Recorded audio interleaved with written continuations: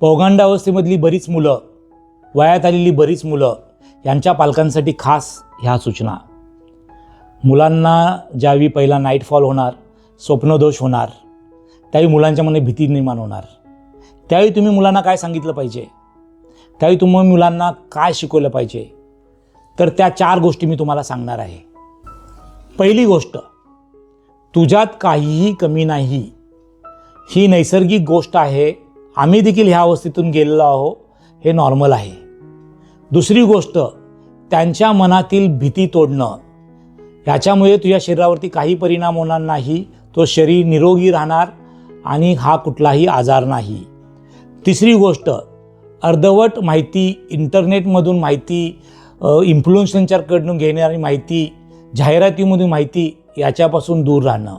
आणि चौथी गोष्ट की स्वतःच्या शरीरावरती प्रेम करणं. जे सृष्टीनं बनवलेली प्रत्येक गोष्ट ही चांगलीच असू शकते, ती गंदी बात असू शकत नाही. तर आम्ही स्वप्नदोष, नाईटफॉल ही गंदी बात नाही, ही सुगंधी बात आहे, ती आपण शेअर केली पाहिजे.